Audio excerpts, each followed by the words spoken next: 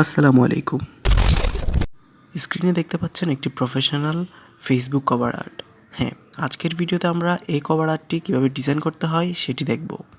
প্রয়োজন হবে আমাদের শুধুমাত্র একটি অ্যাপস, যেটির নাম পিক্সআর্ট। অ্যাপটি গুগল প্লে স্টোরে অ্যাভেলেবেল রয়েছে, তবে আমি আপনাকে রেকমেন্ড করব আপনি এটির পেইড ভার্সনটি ইনস্টল করুন। এখন পেইড ভার্সনটি ইনস্টল করার জন্য আপনি যেটা করতে পারেন, এই ভিডিওর ডিসক্রিপশন বক্স চেক করতে পারেন। ওখানে আমি আমার টেলিগ্রাম চ্যানেলের লিঙ্ক দিয়ে দেবো, এবং টেলিগ্রাম চ্যানেলে পেইড ভার্সনটির ডাউনলোড লিঙ্ক পিন করা থাকবে অবশ্যই। সো চলেন, অনেক কথা হলো, এবার চলে যাই মূল ভিডিওতে। সর্বপ্রথম প্লাস আইকনে ক্লিক করে আমাদের একটি ছবি ইনপুট করতে হবে। আপনি যে কোনো ছবি ইনপুট করতে পারেন আপনার পছন্দ মতো। আমি এখানে আমার কিছু পোর্ট্রেট আর্ট রয়েছে, এখান থেকে একটি সিলেক্ট করলাম। ছবি ইনপুট করার পরে যেটা করতে হবে, আমাদের ছবিটা প্রয়োজন মতো ক্রপ করে নিতে হবে, এবং ক্রপিং সাইজটা অবশ্যই রাখতে হবে 60:9 রেশিওতে, ঠিক আছে?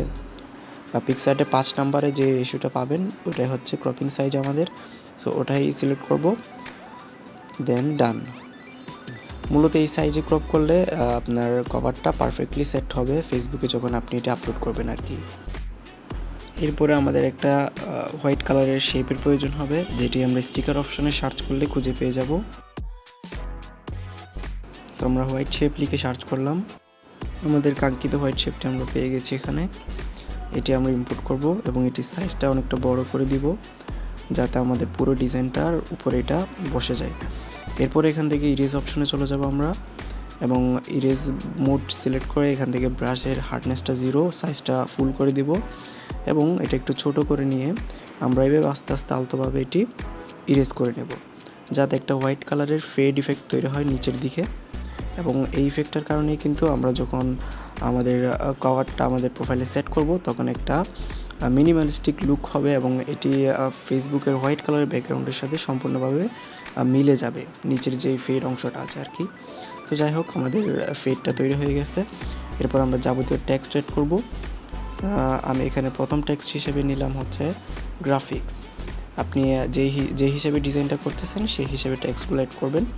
তো আমি গ্রাফিক্স টেক্সটটা নিয়ে একটু ছোট করব, এবং ফন্ট হিসেবে একটা ভোল্ট ফন্ট অবশ্যই সিলেক্ট করবেন। ভোল্ট এবং ইটালিক ফন্ট, আপনি একটু বাঁকানো ফন্ট যেগুলো থাকে আর কি, ওই টাইপের একটা ফন্ট সিলেক্ট করবেন, ঠিক আছে? আমি এই ফন্টটা সিলেক্ট করলাম। এটি ডাউনলোড লিঙ্ক ভিডিও ডিসক্রিপশনে থাকবে। এছাড়া আমি যাবতীয় যা কিছু এখানে ইউজ করব সব কিছুর কিন্তু একটা প্যাক তৈরি করে আমি ডাউনলোড লিঙ্ক ডিসক্রিপশনে দিয়ে দিব, ঠিক আছে? সো যাই হোক, আমি এটা সিলেক্ট করলাম, দেন এটা প্রয়োজন মতো রিসাইজ করে নিলাম, এখানে সেট করে দিব। এরপর এটার একটা ডুপ্লিকেট নিব। ডুপ্লিকেট নিয়ে এটাতে ডাবল ক্লিক করব। ডাবল ক্লিক করলে আমরা এটা এডিট অপশনে চলে আসলাম। এখানে আমি টেক্সট এডিট করে লিখলাম আবার ডিজাইনার, যেহেতু আমি একজন গ্রাফিক ডিজাইনার সেই হিসেবে আমরা এই ডিজাইনটা করতেছি। সো এটা সেট হয়ে গেছে। এরপর আমরা গ্রাফিক্স টেক্সটটা সিলেক্ট করে আবারও ডুপ্লিকেট করে নিব, এবং একইভাবে ডাবল ক্লিক করে এটার এডিট করে আমরা লিখে দিলাম আই এম এ। ওকে, এটা লেখার পরে এটা একদম ছোট করে দিয়ে উপরে আমরা সেট করে দেব, ঠিক আছে? এখানটায় সেট করলাম। এখানে একটু ভালো করে খেয়াল করে নিচের যে টেক্সটটা রয়েছে এটির সাথে মিলিয়ে বসানোর ট্রাই করবেন। সো ডান। এরপর আমাদের এই ডিজাইনার যে টেক্সট আছে এটি আমরা সুন্দর মতো বসিয়ে দিলাম উপরের গ্রাফিক্স টেক্সটার সাথে মিলিয়ে। ওকে, তাহলে আমাদের এখানে প্রথম যে বেসিক টেক্সটগুলো আছে এগুলো রেডি হয়ে গেছে। আমরা নিচে আরও কিছু টেক্সট অবশ্যই এড করব, তবে তার আগে আমরা এই যে গ্রাফিক্স টেক্সটার ইরেজ অপশনে যাব, এবং মডেলের যে কানটা এখানে রয়েছে, কানের এই অংশটুকু আমরা এখান থেকে ইরেজ করে দিব গ্রাফিক্স টেক্সটটা থেকে, যাতে দেখে মনে হয় যেন গ্রাফিক্স টেক্সটটা আমার মডেলের পেছনে রয়েছে। এতে করে আমাদের ডিজাইনে একটা ইউনিকনেস চলে আসবে। সো যাই হোক, আমরা ইরেজ করে নিলাম সুন্দর মতো। একটু খেয়াল করে ইরেজিংগুলো করবেন।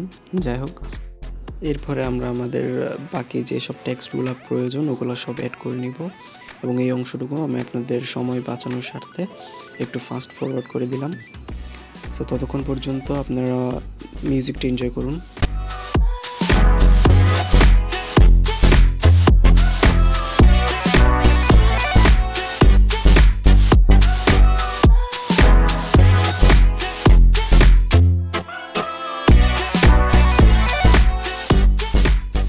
ওকে, ওকে, এখানে আমাদের বেসিক যেসব টেক্সট অ্যাড করার সব অ্যাড করা হয়ে গেছে।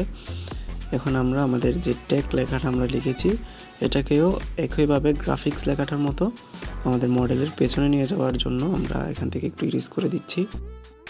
এখন আমরা নিচের দিকে কিছু সোশ্যাল মিডিয়ার লিঙ্কস দেওয়ার চেষ্টা করব একটু প্রফেশনাল লুক আসার জন্য। তো সোশ্যাল মিডিয়ার লিঙ্ক অ্যাড করার জন্য আমরা এখান থেকে স্টিকার প্যানেলে চলে যাব এবং এখানে লিখব আমরা social media icons. Link add করার আগে আমাদের আইকনগুলো অ্যাড করতে হবে, সোশ্যাল মিডিয়া যেগুলো আমরা আমাদের কভারে সেট করতে চাই আর কি। সো আমি এখানে করেছিলাম হচ্ছে এটা আমরা অ্যাড করেছিলাম। দেন এটা আমরা প্রথমত এখানে তো অনেক আইকন দেখতে পাচ্ছেন, এখান থেকে আমরা দুটো আইকন সিলেক্ট করব। আপনার ইচ্ছা মতো আপনার প্রয়োজন মতো সিলেক্ট করতে পারবেন, তবে ম্যাক্সিমাম আপনি 4টা ইউজ করবেন আইকন, মানে 4টা সোশ্যাল লিঙ্ক আপনি অ্যাড করবেন আর কি, এটা আমি রেকমেন্ড করব। সো আমি প্রথমে যেটা করলাম, ইরেজে গিয়ে আমার যেই আইকনটি লাগবে সেটি ইরেজ করব। সেটি ইরেজ করে আমরা নিচে এখানে যেই ইনভার্ট অপশনটা দেখতে পাচ্ছি এটাতে ক্লিক করব। এতে করে যেটা আমরা ইরেজ করেছি শুধু সেটাই থাকবে, বাকিগুলো ইরেজ হয়ে যাবে। সো এভাবে আমরা প্রথম আইকনটা এখানে সেট করলাম। এরপরে এটার একটা ডুপ্লিকেট দিব এবং এটার ইরেজ অপশন আবারও যাব।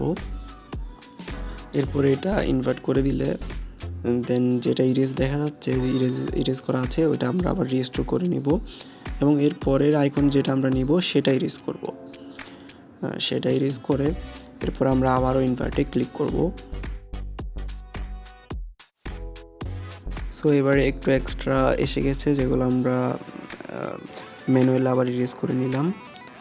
দেন আমাদের এটা ডান এবং এটাও আমরা ওটার পাশাপাশি সমানভাবে সেট করার চেষ্টা করব। একটু পারফেক্টলি সেট করার চেষ্টা করবেন অবশ্যই। সো আমরা এটা সেট করে নিলাম। এবার আমাদের কাজ হবে লিঙ্কগুলো অ্যাড করা, যার জন্য টেক্সট অপশনে গিয়ে আমরা আমাদের লিঙ্কগুলো এখানে টাইপ করে নিব। মানে লিঙ্ক বলতে গেলে এখানে ইউজার নেমগুলো আমরা টাইপ করব, সোশ্যাল যেসব ইউজার নেম থাকে। সো আমি ইউজার নেম দিলাম এবং একটা ফন্ট দিলাম, তারপরে ব্ল্যাক কালার সিলেক্ট করে এভাবে সেট করে নিলাম।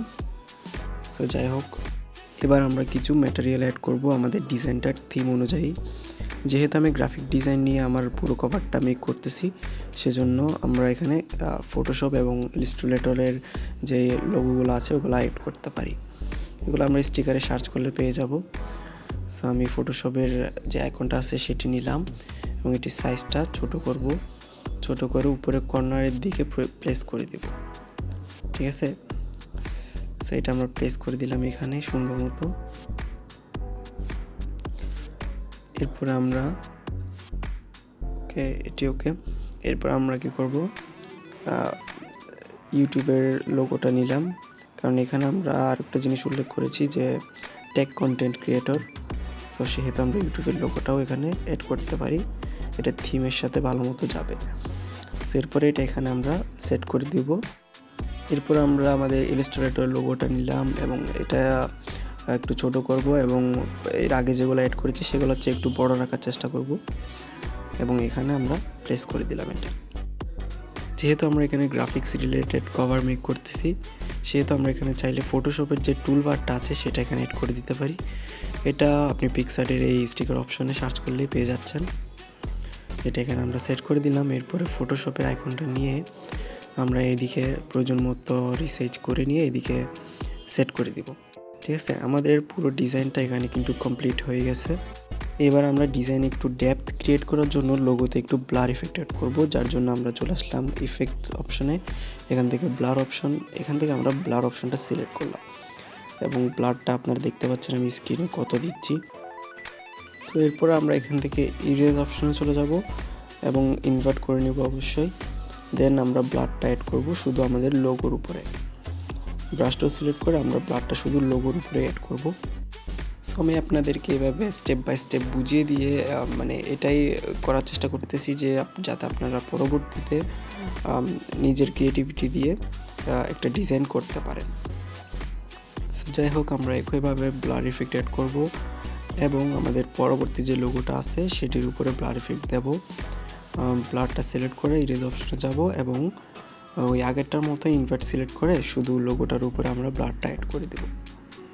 আমি কোথায় কোথায় ক্লিক করতেছি এগুলো একটু ভালো করে খেয়াল করে আপনারা তারপরে কাজটা করবেন। যাই হোক, আমাদের এতটুকু হয়ে গেল এবং এখানে আমাদের পুরো ডিজাইনটা কিন্তু কমপ্লিট হয়ে গেছে। এবার আমরা ডিজাইনটা সেভ করে নেব।